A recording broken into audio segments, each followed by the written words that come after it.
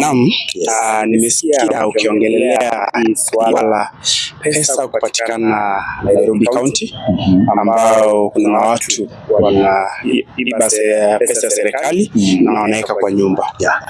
Ilikuwa takriban 250 million, baadaye tukaona 65 million. So bado hatuelewi swa unaenda aje. Nairobi ni county kabisa. Nairobi kuna governor na kuna senator. Na wananchi wengi wanajiuliza swali, hii wizi ya pesa ilikuwa inafanyika governor akiwa wapi na senator wa Nairobi akiwa wapi? Je, unaweza elezea wananchi? Asante sana. Ni swali mzuri sana. Swali classic. Na watu niwaulize watu wa media. Muulize zinafanana na mwananchi. Katiba yetu ya Kenya imepeana kazi mara mbili. Kwa Senate, kwa senator na kwa governor.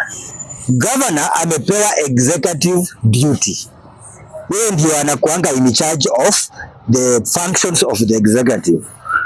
Kazi ya senator ni oversight, kuhakikisha kwamba pesa zenye amelobby kwa Senate zikakuja kwa county zinafanya kazi inastahili kufanya. Tunapoona vituko kama hizi, pesa zimewekwa mahali mtu amelalia, it is the failure of the senator. Na Nairobi tuko na senator mwingine mwana haramu fulani anamaanga kila mahali, unashangaa anatafuta nini? Urais hataki, lakini unamsikia bara Machakos, bara Kisumu, bara Western, bara afanye watu kazi. Sasa these are the results. Na nikiwaambia huyu mtu amepotea mwelekeo, mnisikiangi, mnasema mimi namchukia. Sasa sio ndio matokeo. He is supposed to have gotten the audits from the governor. Kisha kwamba pesa zenye lobby zinakuja kwa county zinafanya kazi.